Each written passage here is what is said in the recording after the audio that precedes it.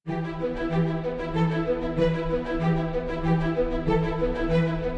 sme v Tatrách, beh hrebeňov nízkych Tatier, boli sme Tatry Running Tour, Baba Kamzik, takže horské behy, ale toto je niečo úplne iné. No som triatlon nešiel ešte ani normálny a cesta v meste by ma nebavila.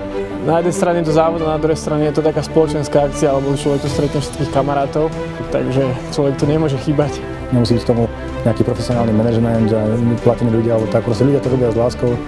Robia to vlastne pre pretekárov, pre ľudí a potom to funguje celé. Sú to celoživotné úspory, celoživotné dielo. Keď vám to vlastne odchádza medzi prstami, tak viete, hrozný pocit, hrozný pocit.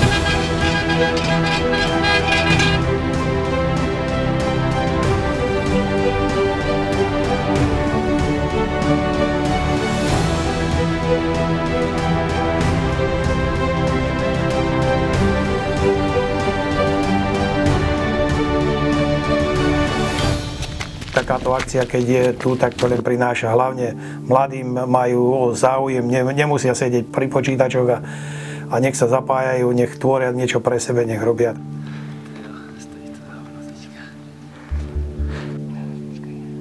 Pôjde. Máš trošku vody čistej? Nemám. Ideš, hop, hop, hop! Hop, hop, hop, hop! Myslím, dobre chalani. Hýbaj, lebo ťa foťa, hýbaj.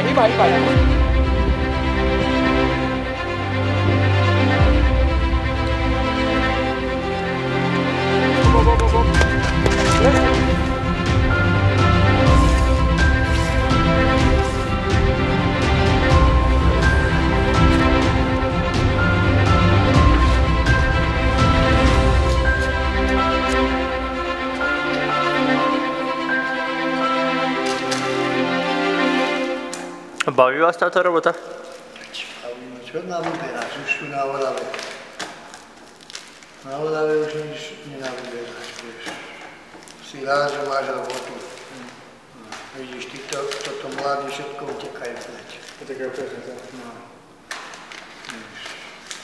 No, už som zvyknutý, vieš, ako.